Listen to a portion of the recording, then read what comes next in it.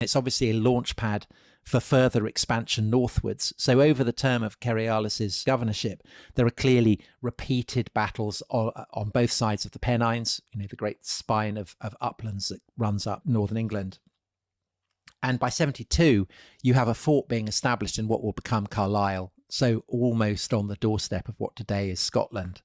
And in 74, Cerealis is replaced by a very, very impressive man called Frontinus, who wrote a number of works that have survived. He was clearly a very proficient engineer, so he wrote an excellent book on aqueducts, which is our main source for how aqueducts function. A huge inspiration to Robert Harris, Dominic, who you talked to on a bonus, didn't you? I did. He wrote a book about Pompeii, and Frontinus's book on aqueducts was a massive source for Robert Harris when he was writing that. Very concerned with how you repair leaks, which is one of the themes that runs throughout that novel.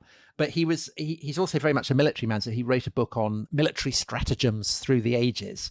And in doing that, he could boast a very formidable track record, because he is setting out to absolutely pacify two upland areas that are on the doorsteps of the kind of the lowlands, which is Brigantia and Wales. So Brigantia pretty much has been pacified by 77, except perhaps in the Lake District, Helvellyn and all that, very difficult to sort out. Yeah.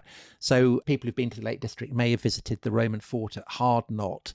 That's built kind of, several decades later. It's a sign that that is the one region of northern England that remains difficult for the Romans to pin down.